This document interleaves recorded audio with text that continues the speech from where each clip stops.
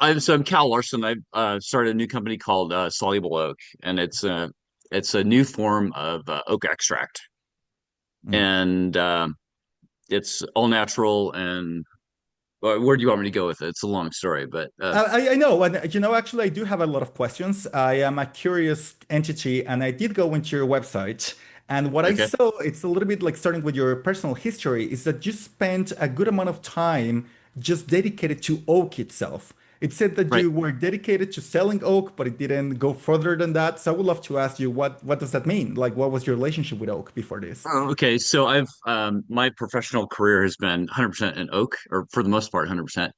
And I buy and sell high-end oak all over the world, and so I've Mm, kind of come to know the species intimately. And it was kind of on one of my trips abroad, and so it's all international. And I was on one of my trips overseas in Spain, and they were trying to get me to import French staves for the American market.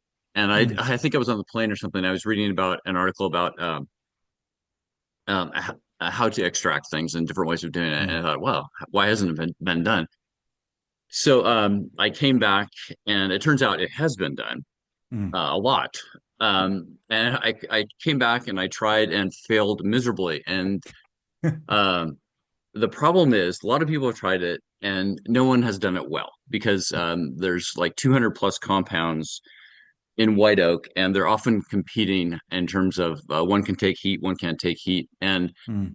the result of any extract that maybe you've tried on the market has been terrible. It's just Mm. been a total failure. But I came back and I had a friend that was a neurobiologist, and Mm. I said, and this was kind of at COVID times, and I Mm. said, I would really like to try to extract um, soluble or oak rather in a real manner. And we attempted it using simple means, and it was a total failure. Like, not to diss what's on the market, but sort of like what's on the market.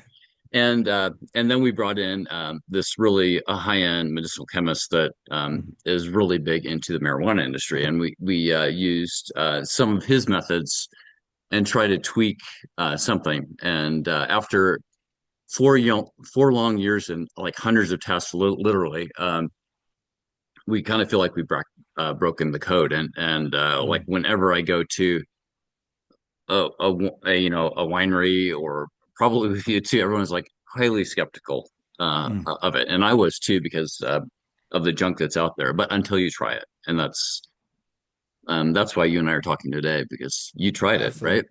Yes, Right. and like there's many things that I find interesting about A, the story behind it, and B, what I tried. And I think like I would like first to stay a little bit in the story because Okay. We're in ultimately, the story. like, flavors are a perceived thing, and most people that are gonna watch this and listen to this, they will not have the chance or they haven't had the chance to try it. So I'm like, first want to delve into a few things because something that Okay. really caught my attention when I was reading in your website was that you said that one of your favorite moments in your relationship with white oak is going into the drying station and smelling that and just the Right. feeling and the aromas and just the complexity you get there. Yeah. It's that was really your inspiration. That was like, I guess that was your platonic ideal of where you wanted to get. And I think that's Yeah. unusual for somebody, you know? That was like maybe 30 years ago, and you go into a dry kiln where there's a bunch of steam and all the vapors of white oak are coming out, and it is just like hits you like totally ethereal, heavenly experience, and you cannot believe how wonderful it is. Really, I mean, it knocks you down. It's like, wow, that's crazy. So that was like implanted in my brain, and so it's like everything you do in life, it seems like there's a path, and that was like a Mhm. seed planted several years ago. Yeah. That's It's also fascinating great to with me. a few other species like Douglas fir. It's the same thing. It's just amazing. So, Because yeah. something that I read, and I don't know if I misread this, but it seems that oak is one of the most diverse genus that exists in the planet.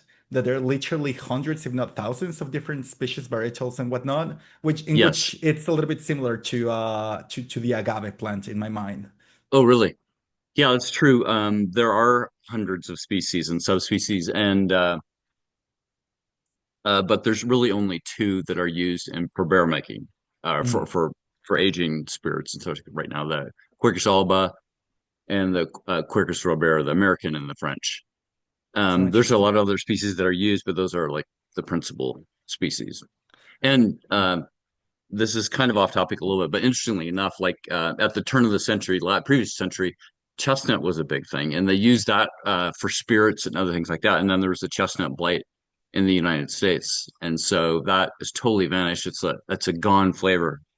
But Oh, there's chestnut trees grown in France, and so that's one thing that was like we're kind of experimenting with is like traditional yeah, heritage yeah. flavors. So No, yeah, that's super fascinating because I think that another thing that called my attention while reading your website is and I found that like actually really funny because you say this technology dates back to 350 years before Christ with the Celts, Uh, and yeah, and we haven't it's changed true. anything since then. 2000 Uh, years and plus later, we're still doing the same thing.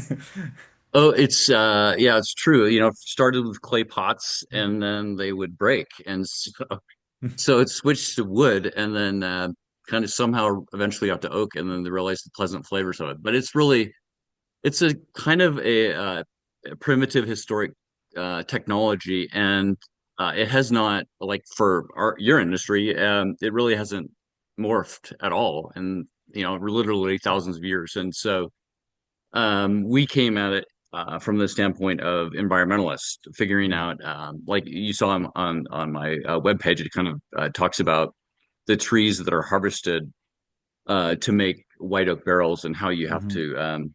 It's kind of an amazing story. Should I go into now, or do you want to talk about it later? No, Or please, please, please, because I think that, like I think that I'm taking this opportunity as well to really look and talk about why do we even use wood to alter the flavors of spirits. yeah, Maybe this might seem a little bit silly to you, but in the agave world, there's still a lot of questions of why we even think about the benefits or the interest, or shall we use wood in conjunction with agave? That's still an open question. So I yeah. think that I'm just trying to also use this opportunity to someone that has thought quite about this to kind of dissect the basis of All why right, wood might be interesting. let me give you my thoughts. I know I feel like I'm talking in a circle, which I apologize, but No, no, no, please. so so there's two reasons to use oak. And um, first is for the tannins, and the tannins soften the agave and the mezcal and make it you know super soft in your mouth. Takes out the harsh tones. And secondly, um, to the degree that you want, adds different flavors like vanillins or cinnamon or just a really complex, rich flavor. And that is derived from the oak, and it's really depend on what kind of toast you have in the oak. Mm. So my understanding, I mean, you're the expert in agave tequila, but my understanding is that primarily, like in Mexico, for example, most of the barrels that come down are used. Is that correct? That is very Right. correct. And so, chemically, that's not so great. That's not the Mm. ideal for mezcal, I would say, because um, the compounds in oak, the first that are going to leach out are the tannins. They're highly soluble, and so um, that really, I mean, you put it in a bourbon barrel or whatever, and the tannins are quickly leached out. And so Mm. it's kind of like the beer guys in the United States that they use barrels, and the best flavors are taken out. Mm. And and especially with the beer, you're left off with the secondary flavors of you know bourbon or whatever's in the barrel beforehand. So soluble oak is unique. It's like we start with the very best flavors. We Mm. extract the very best flavors of oak and give it to you as a pristine virgin oak barrel. And so I just kind of segue into the environmental side of it, or I mean, for sure, but I think that this is like absolutely interesting to me in many ways because I also like again like I looked a lot into your website and it was so interesting to me when you have this diagram explaining how really so much of the wood in a barrel it's being wasted, which I think it will go into your environmental uh, side, which is really the extraction and all the flavors that you are. I mean, we want to use wood because of the flavors, right? Like as a yeah, container is completely silly to be using this because there's containers that are far more effective. So you're trying to extract that flavor And I think there was something that I had never quite thought is that the penetration or the extraction that the alcohols can have in a typical barrel, you're really using quarter of an inch of No, no, a let me show. thicker. Hey, let me ask my son just like, hey Jeff, can you get a barrel stave that's in the back? Your stuff, yeah. So, sorry about that. And No, I no, meant to be, please. I meant to be ready, but that is totally correct. So, the barrel stave is typically 32 millimeters, and Mm, the maximum penetration generally is only about 4 millimeters. mm, Okay, what does that mean? It means that the only benefit of that 32 millimeters is 4 millimeter of the wood, and the rest is just used to house the liquid. So it's total waste, completely troglodyte, old technology, right? I mean, yeah. it's absurd. And then I show the pictures on my site of these forests. I was kind of inspired by this. I was looking at logs in Mm, outside of Paris, and these trees are ginormous. You know, they're mm. like 4 feet wide, and they are literally grown during the time of Napoleon. So, you know, they go that far back. Wow. And when you harvest like a tree when it starts, it has a lot of branches, and then as it goes up, the branches go to the crown, and the base, the bottom 10 feet or a few meters, all the branches are off, and that is where the clear wood starts to grow, and Mm. that is precisely where uh, logs have to be harvested. So you have this, 120-foot tree, and you're only harvesting 8 feet of it, and also it's worse than that because you cannot use the outside of the log because that is sapwood, and if you use sapwood, the fresh wood, it leaks, right? Hmm. And the very center of the wood is where the trees and branches are, and so you can't use that either because it has to be a totally clear wood.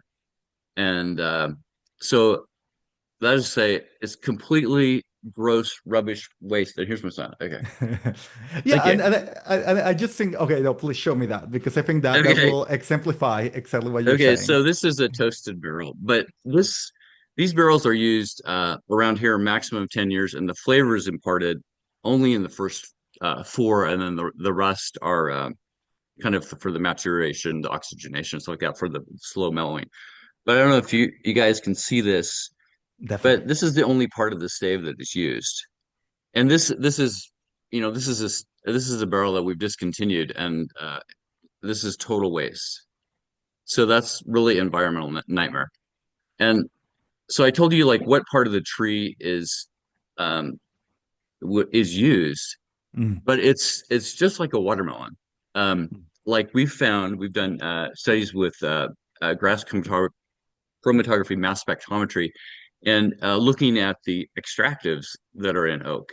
And it's just like a watermelon. It's not on the outside of the log. It's like right in the center where you can't use because of all the knots. mm. And so that's the juicy, amazing vanillins and cinnamons and stuff like that are right in the center where barrels can't use. So, um, we start with the forest, like where are the best forests in the U.S. For example, we go like way north of traditional, uh, where barrel manufacturing is made, and then pick the part of the tree that is the juiciest, basically for extractives. To So, use so another I, term, I mean, you're blowing my mind in so many ways, and I think that another thing that you were describing that, and then first of all, it's not only the waste; these are heritage of humanity trees, and exactly, you're exactly. like, even if we forget about the environmental part, which we shouldn't, but these are precious, beautiful things, and that amount of Uh, waste, I just think it's criminal in many ways.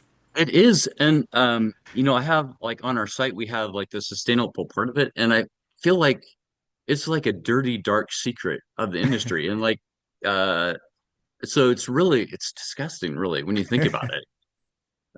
So I'm like I started the company like we are an environmental company, for officially an environmental company as we formed, and so our passion is to try to change minds, and it's difficult to do. So I was like when we connected, I was like, great, this will be a good opportunity to tell the story. So Awesome. And I think another and this is really what I think there's many things that I find very interesting in your approach, but this part of the heart of the watermelon and how yeah, to really preserve the maximum potential of flavors connected to oak is something that I Right, had never heard before. And I think another part that you explain is that a lot of the drying processes and even the steam use right. for modeling the wood in order that it can become a barrel, that also creates wastage in these beautiful flavors that are attached E- originally to e- the oak. Can you share exactly. that with us a little bit? Exactly. So the traditional method, well, there's two. There's one way they do it. One is like cut the wood in a stave form, a little Mhm. thick, and then put it outside for 2 years and just let it rain and naturally dry. So there's a lot of moisture on it, etc. And the other way is to put it in a steam kiln for like 30 to 45 days, put lots of steam on it, and then that's part of the drying process. But as I said, like the best part of oak, I mean not the best part, but it's certainly an important part, especially for mezcal, is are the tannins, and they're so soluble, highly leachable. So you're taking the save, and then you're throwing away the best part to start with, and then it gets worse because they part of the process generally is like you need to bend the staves. It's not a straight board, right? It's curved like this, and to use that they use high heat generally to bend the stave, and then the high heat um, it kills a lot of cool compounds. Well, So you're dissolving all of these compounds away. You're washing them away. So yeah, even when you start with a barrel, you could even say like it's a semi-used barrel just because of the processes.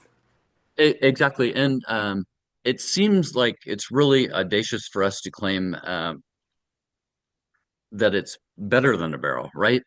Mm. Because like no one believes us, but like we just have the science behind it and can explain it logically. And it's like, no, we really don't think this is the best way to import oat. So anyway, Okay, so I mean, I'm not a super expert in wood, and so I'm very free to say whatever I want, just because yeah, go for it, go for I'm gonna be saying it. like I don't have any bridges to burn and no Don't worry, commitment to that. So go. like I'm feeling pretty free with that.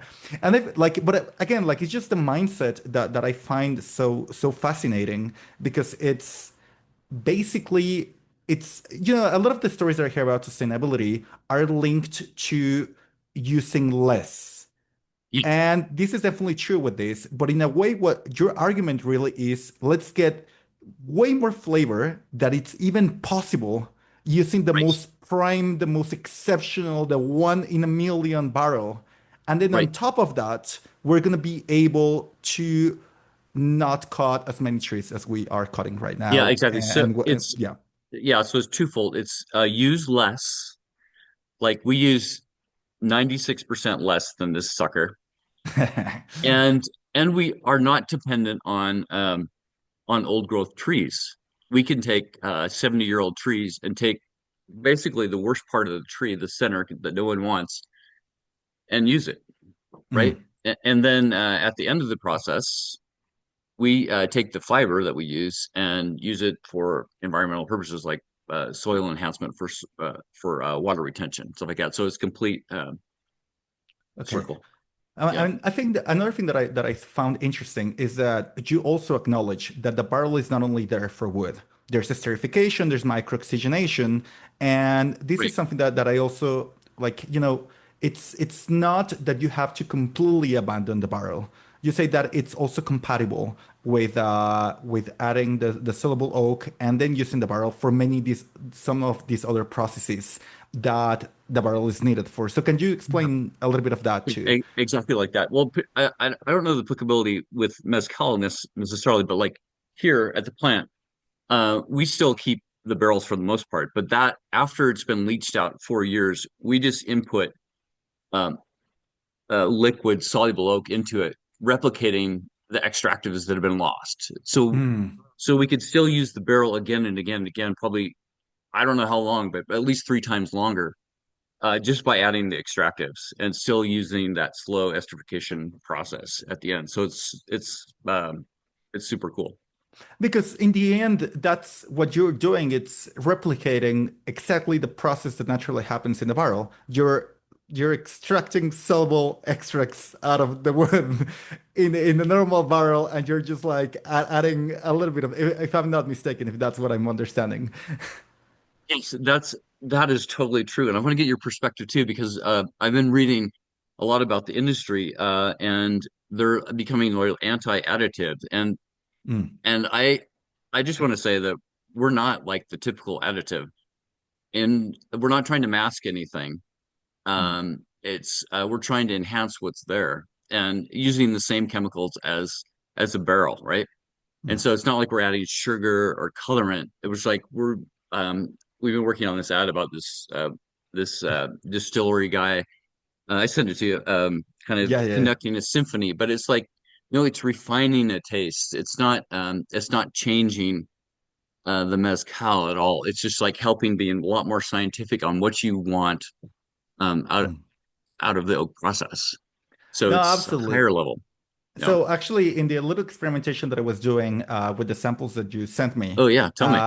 so what I did, I mean, I did a lot of stupid things first, and then I realized that Good. It's part of it. yeah, I mean, like, so what I did in order to play with it, because honestly, the way that I saw this was like back in the day in Mexico when I was a child, there was like these science little kits for children.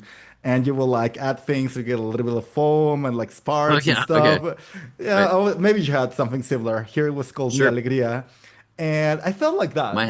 You happiness. sent Yep. me like three little things, and I was like adding. You sent me the very dark, the French oak, and the I have them Classic. here. Classic. It Classic was. with very dark. Yeah, I have them Yeah. here actually. Oh yeah. Okay. Yeah, so I was just playing, and oof, I think I first chose some very expressive mezcales, and then tried to play it with this, and obviously two loud fat men shouting at each other. It was What? like, Can I just ask you what do you mean by expressive? Expressive. well, by I feel like. expressive I mean like just too much flavor, too many aromas. This Oh may yeah. not. Okay. So Really big. Yeah. So I Okay. think like something Exactly. that may be different in this world than maybe in the Scotch whiskey and other worlds that tend to use wood for aging is that usually you start with neutral spirits. Now, what people will call like a neutral white dog or neutralish. Oh Maybe it yeah. has a personality for itself, but it's not something that's going to be shouting on on your face. Right. Whereas Okay. in mezcal, there's a reason why most of it is drank neat, well, white. It's because it already has a lot of personality. So I started with that, and I know that maybe I can get somewhere if I have enough time to play and do a lot of Yep. samples. But what I realized really quickly is this is not an afternoon project. This is Uh, something that's going to take me a lot of time. So the yep. next step that I did, which I thought was the more reasonable approach, is I took two tequilas that I own a white and a reposado version. Hmm. And I was like, okay, so I have a control of something that has gone through the barrels, and I have the white version of that. So Yeah. let's see how can I play with this, and if it's where can I get? Is it too different? Is it horrible? Is it interesting? What's gonna happen if I try to get to what naturally went through the barrels? And the first one that I played with, which is I won't name the brand, but it's a rather big commercial one. Okay. Man, the barrel stuff was horrifying. It was like it was too sweet. It was clearly they had been adding some of these Right. so-called yeah, no, I like to call them modifiers, Is it like additives. sugar or what is it exactly? It Oh, felt like vanilla extract and just sugary stuff. oh, yeah. Right. It felt like something I would have liked when I was 8 years old or something like that. And Right. so and then I played with the with some of your extracts, and it was interesting because obviously, and I think this happens to a lot of the people that maybe start working with them. I obviously overdid it at the beginning. Yeah. I just went bananas, and then I shaved the roof of my mouth first, and then I was starting to become more cautious with it, and I really started like Yeah. That's just good. It's adding a powerful. teeny bit and baby steps. I think what I can tell you, and again, like I don't think these are afternoon projects. This is something that you should spend weeks, if not months, dialing in and playing with. But what I can tell you is that I was very excited to see the tip of the iceberg. It was interesting to me to move in this these aromas and the ways that I was able to construct palate. And I think that's another thing that I would like to mention that I, again, like referring to your website, when you are using a barrel, you're shooting in the dark. I mean, unless you have a significant amount of money and expertise and 100 years of Right. using They barrels. vary a lot from barrel to barrel. Right. And like, I mean, I've talked to some people that have dedicated their lives to aging stuff in barrels, and they said like, you never quite know. You never, Yeah, you exactly. that. That's why the blender is such a critical part of these projects, because with all of these unknowns, the blender is the one that it's able to make sense out of this mayhem. But in your case, what I found really interesting is that it really felt like you are designing, like you are taking control. So I don't know if you like would Yeah. like to tell us a little bit about that, because I thought I just as somebody that likes to design flavors, I thought that was a very interesting experience. Yeah. That is completely true. It's we say, and we've talked to other people too, and it is like a barrel, the same manufacturer, it matters. It changes from barrel to barrel. So uh that being realized, we're really careful that we take from the same forest, the same trees Mm. all the time. So we have our taste. And we when we started everything, it was like we're not cutting corners. It was like, where's the best taste in America and where's the best taste in France? And um that's where we start. And then keeping that consistent. I was just curious, so when you started out, right, it's super powerful. Yes.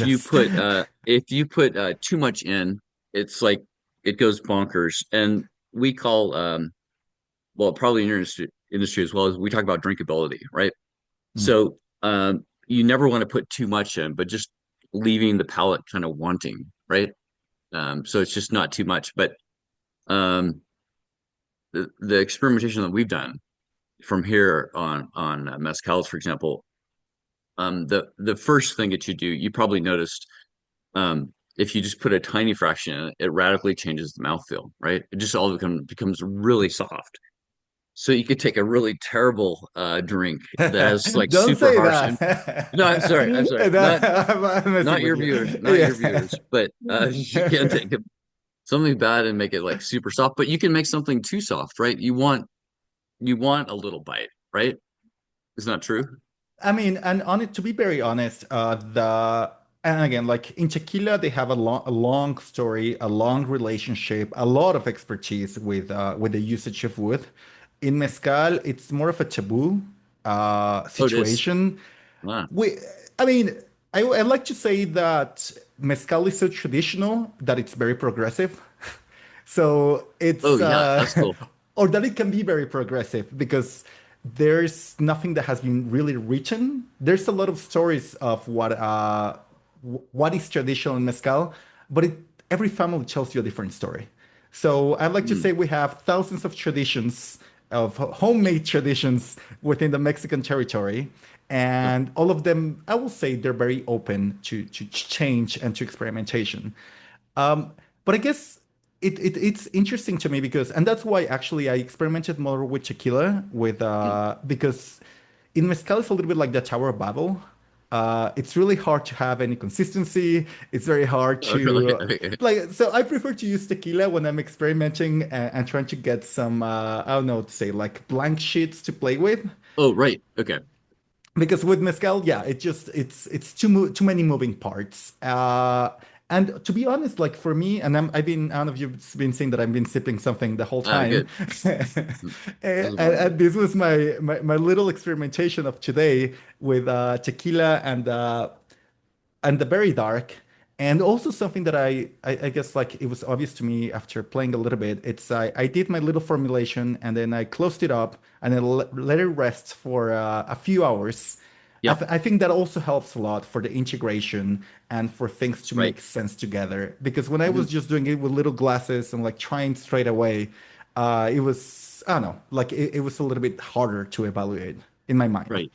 Right.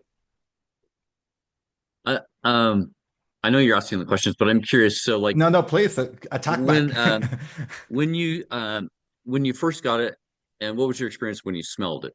To get out of there and like, hmm. So it's interesting because as you can see, I have a very big nose. That's one of the characteristics that God gave me, and I've decided to make the best of it. Yeah. And so what I like, there's this saying that I heard from a blender actually. It says like, nose you date, palate you marry. But I've never married, so Ah. I'm still in the nose Yeah. journey. So That's nose a very is good saying. right. I love it. Yeah. I wish I remember who told me this. As you can see, I'm terrible with names. Right. No, that's a great saying. That's true. So usually I spend a long time smelling stuff. And that's usually, for me, it's really 50-50. But yes, if it doesn't taste good, I might have the best nose in the world and I still won't like it. But for me, it was So, interesting because I was surprised of how much does it affect the nose in very small quantities. And to be very honest, I'm not a huge color guy. I don't care what the color of a spirit is. right, I right. just I honestly don't even know anybody that cares about that. But I know it's an important thing in some Yeah, it's circles lipstick. of Lipstick. so it was interesting to me that it's almost unperceivable, like the formulations that I did. It's almost like it's you may think that it's just the color of the light that is changing the spirit because you're sitting in a place or maybe there's a Hmm. piece of furniture around you, but it's almost unperceivable, really, at least with the very dark in very small doses, the change in color it's very Right. subtle, and I like that. I really Yeah. enjoyed that you are not, suggesting that it's been in wood for 16 years when all you're doing is like doing a very small change. Yeah. I mean, it's like the maximum that you would put in the substance would be like half of a percent, and you would never change the color with that. So, did you smell anything foreign, for example? I mean, No, not really. I mean, again, like I need to do more experimentation, so I cannot talk with full authority. yeah. But and this is really why we're talking because had I found something that was disturbing to me, I will have to Yeah. It's write you like, an sorry, email. won't talk I'd to be you. Yeah. like, yeah, like I'm terribly Really sorry. I busy. have a very busy week, or sorry, Yeah. like just I Yeah. don't see really a place for this interview in what I do. But again, like in the very limited experience that I've had experimenting with this. I can see that if I spend enough time, I could get to somewhere very interesting. Yeah. Um, I'm curious what your experience was with the French. Oof. I mean, that's another thing that I had to do because I was playing with the three and I was like, Yeah. okay, no, this is too much. Like my mind is it's going Oh, yeah. in so to be very honest, I dedicated most of my time to the very dark because Yeah. I Okay. wanted the least amount of moving pieces. And I actually used a very precious tequila that I have a sample for here that Thank was you. used like it was hand milled. It was done in a very Mm, traditional way. I didn't have that much of it. So I was like, but I was very curious because I had the clear and I had an reposado version of the yeah. same thing. I was like, I really want to know if this extract is going to break something that is precious, then I'm going to be annoyed. So I wanted to get the stakes a little bit high Oh, up. brilliant. So that's also why I limited a little bit of my experimentation because I just had about 300 milliliters of this specific tequila. Okay. That's fair. Um, that's fair. So, we've done, so many tests, and we started out mostly with wines, right? Mm. And that is like oak is everything in the reds. And I'm not to diverge, but like we have this one video on our site when we take a amazing 2010 Syrah, and the sommelier tries to match it to a 22 just by manipulating the oak. And I was terrified of the experiment because it was on camera and stuff. It was like, what's going to happen? And it was so similar at the end of the day. It was really Mm. super gratifying just by manipulating it. So So I anyway, do have a question that, yeah, I might. get you in a little bit of an uncomfortable spot, but Go that's for why it. we're having these All conversations. right, I'm ready. So I'm sure that you tried a really fair share of spirits that have undergone barrel aging. No, like I'm sure that's been a big part of your research going into this industry. Right. Is there anything that you found in the spirits that you were like, gosh, I wish I could match that? Is there any aspect of something very exceptional you tried that was done the traditional way that you're like, we'll get there one day? It's just a matter of time and effort. Yeah, I would say that the super high end that's been aged forever or whatever, we can't touch that.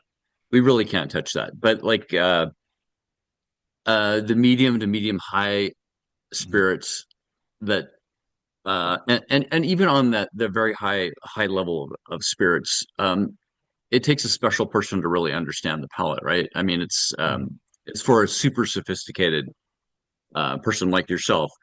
But You're I the think first person in my life to call me that, so I but, really appreciate it. no, it's true. But for the average, probably for 98% of the people, that it's really hard to tell the difference. But the super high end, no, we can't touch it. I have total respect for that, and it's unreplicable, really. Because I think like we started this episode like in a little bit of a tiny rant of the waste, and then like beauty by definition, it's wasteful, So there's like somebody dedicates all their life Yeah, to ballet, and they break their bones and their fingers, and like they go through tremendous torture in order to be able to execute these wonderful things that we all love. But that doesn't mean, in my mind, that everything has to be done with that level of excess, if you wish. Maybe what we should be drinking in a regular basis, in a normal day of your life, and not there's these spirits for the day that you marry, for the days that you yeah, graduate.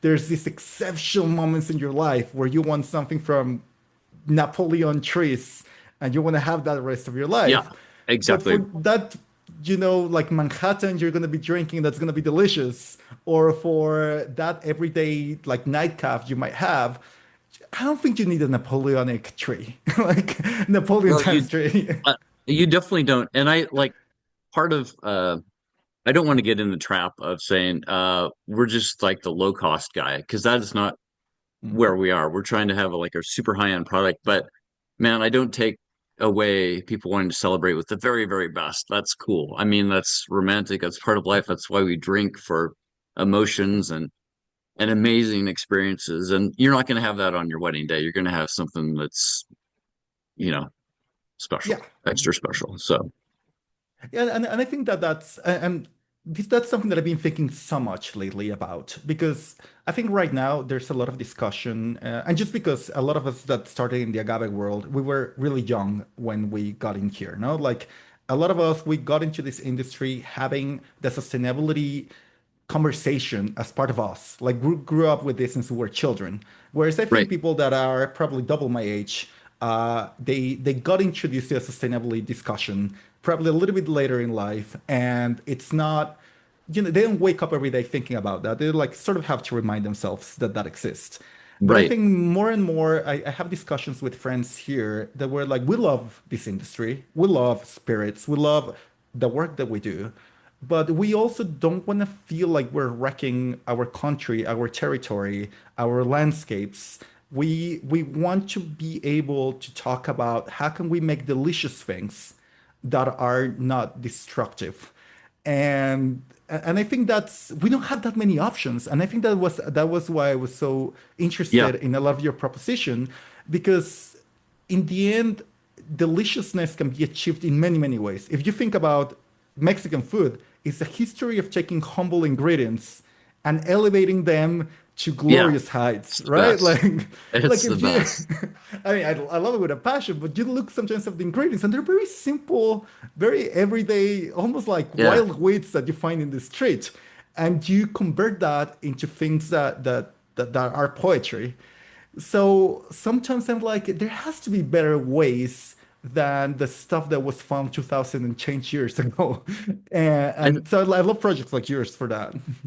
I, I mean, that's really beautifully said. And I think, in life in general, uh, you want to live cleanly, right? And not have to be authentic and not to do harm. And like when you're out in the patio having a mezcal or tequila, you want to have good karma, right? I mean, it's like Yes, that you're not harming anything. This is like a time of liberation and relaxing and not harming the planet, really. I mean, it's like the time of beauty. So absolutely. um, that's kind of where we are. So By the way, I I do love Mexican food. So, hell yes. I yeah, mean, yeah, I mean, yeah, seriously, you have good taste, so I will only uh, hope uh, for. yeah, of course. So I do have another question. I know that you've been very patient with me and like trying to accommodate a lot of these questions for mezcal and tequila, but I'm also very curious about the other industries you're playing with or you have a relationship with. So with I've seen like you even have a little space in your website when you talk about IPAs and the oak Oh, yeah, extract. That right. seems to be like a very asked question. So is there something? Is there an application for the Soluble oak that you've encountered? You were like, that's amazing, and I will have never thought of using it this way. Has there been an application where you were absolutely surprised? Um, yeah, there's been a lot, really. I mean, we kind of started with two things. We wanted to hit the wine industry. We thought that was a natural, and the beer industry. We're big. Everyone around here is big Guinness drinkers, and so we've been working hard at Mm. matching cascade of the historic Guinness beer. So that's kind of been a passion project. But I've been surprised. Like there's a lot of alcohol industries that use oak, and so we didn't know where it was going to hit per se. And I've been somewhat. I mean, I was in Mexico, and we started experimenting. I had some. Well, we were on vacation, of course, visiting friends, and I was surprised that it was so great with tequila. It was like shocking. Uh, We were having like crappy tequila, don't super name the harsh. brand. I Don't know, name the sorry, it's not what you brand. drink, but it's what we had, and it made such a difference. So I've been surprised about that. I've been surprised of the success in the called RTDs, ready to drink stuff, the canned Mm, stuff. yeah. I had no idea about that industry, and also like up North America, the NA, the non-alcoholic stuff, is kind of a booming industry, and with Mhm. wines, and it's very hard to have the benefit of oak in NA wine, and so that's kind of an industry I had no idea that we have success in. Oh, So that's super fascinating. yeah, And another thing that got stuck in my mind when you mentioned this is you were talking about possibly reviving some lost flavors yeah, that were part of the panorama of barrels back in the day in the US and I'm yeah, sure in the world. I'm sure there's a lot of woods that because of legalities, regulations, scarcity, price, many reasons, it will be unfathomable to think of making barrels with it. But with your right. approach, we might be able to see some of these flavors revived. So, can you share a little bit of that with us? Yeah, you're exactly right, and that's that heritage flavor thing is huge and super interesting. And we deal with a regulatory agency in the United States called the TTB, and they determine like what things are safe. And of course, there's been no studies with chestnut, Mm, and but that's a super old flavor, and a lot of beer kegs were made out of chestnut, and so that apparently was a really, from what I've read, a super cool flavor. And the same place where we're importing French oak is a great forest for chestnut, and I think within our own use, we're playing around with chestnut. I don't know if we'll get it approved by the government.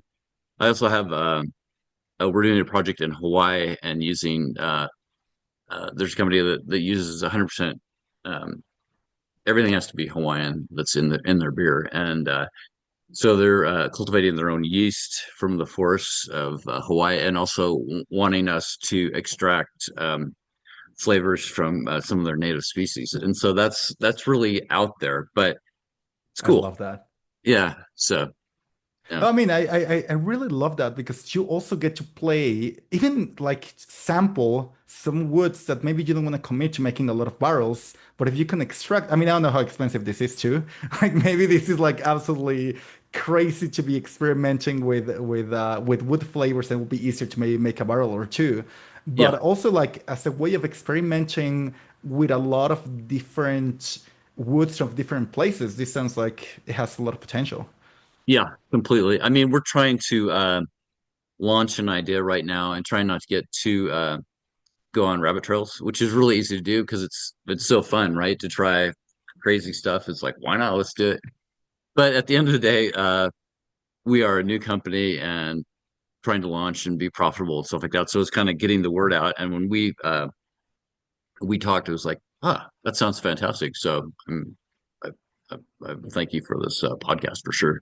What No, else? absolutely. And I think that again, like sorry, a little bit like I'm also like I like to go all over the place. I like to think of these episodes like a Simpsons episode, like Okay, okay.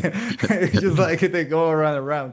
So and maybe I don't know if you know the specifics of this, but do you have any idea of what is the world impact today of barrel like harvesting of the trees, usage of the barrels, like you have any idea if compared to what, like how would you be able to yeah, to explain what is the environmental impact of this specific industry? Is there any way to explain that in a nutshell? Um, that's a great question, which I can't answer very well. But Mm, I all as I know is and that's I would like to research that. That's a very valid question. But you have like in the United States, really limited old growth forests, and in France certainly. So those trees were planted pre-Napoleonic for their they thought was going to be shipbuilding later on, and so I have a picture on my site that is literally almost a mile long of these trees,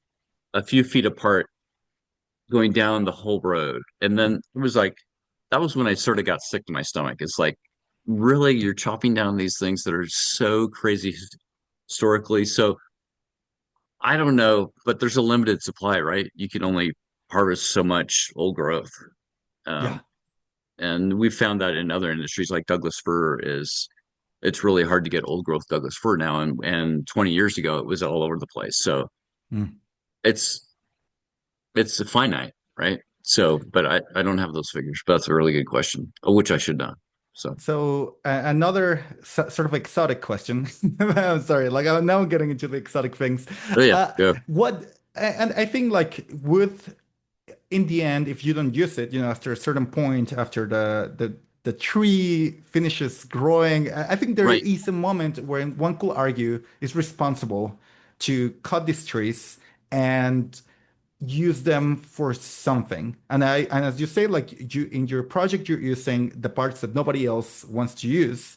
Do you have any idea of what else could you do with these trees that you think will really honor the years that they took to grow, the how specific, how valuable are? Like for you, what will be the best case scenario of So, using these historical trees? so you're talking about trees that are at the end of their life, right? That are Yes. hundreds of years old. I I think that's a wild question. Okay, Yes. but I think like converting it into something timeless, like Mm, amazing piece of furniture that will go on for hundreds of years, not something that's consumed, right? Um, yeah.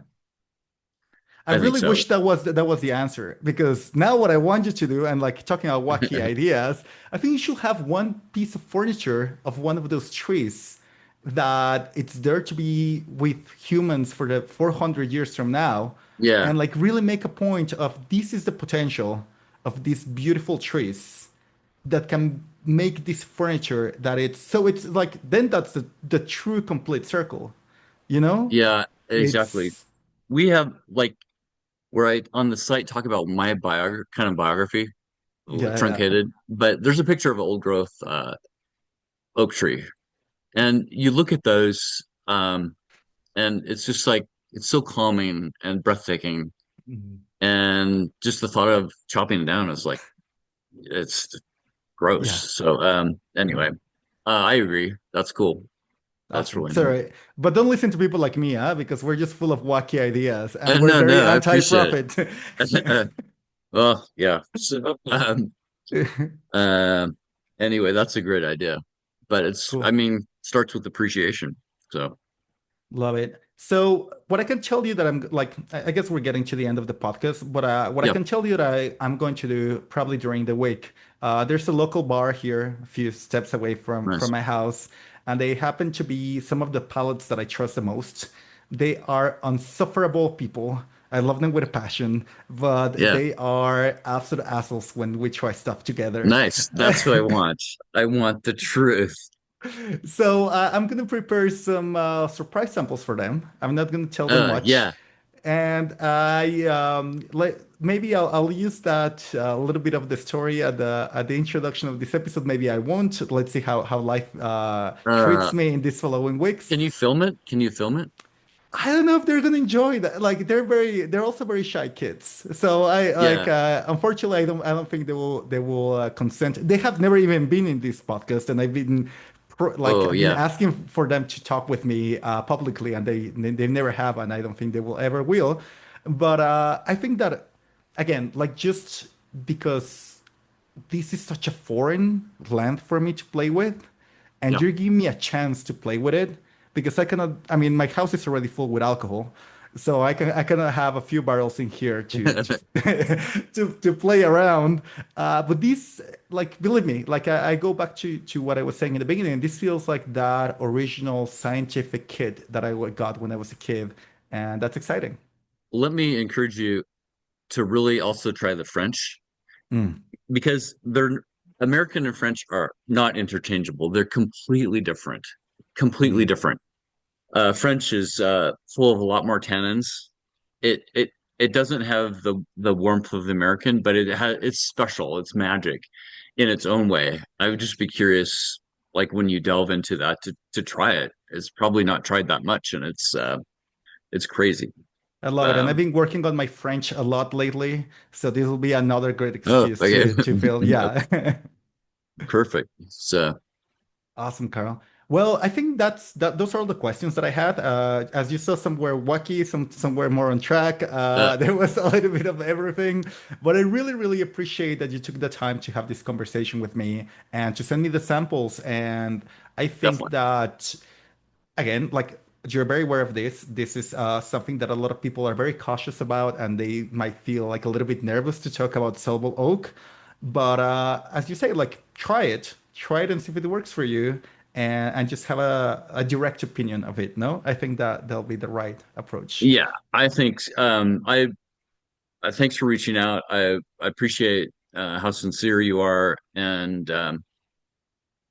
just thinking of new possibilities. Our world's evolving, and we have to think differently, right? And try new things. It doesn't Absolutely. mean we don't like traditions. It means like we're evolving, and I Awesome. appreciate you so much, and I enjoyed it completely. So And thank you. traditions are here to be used for our convenience.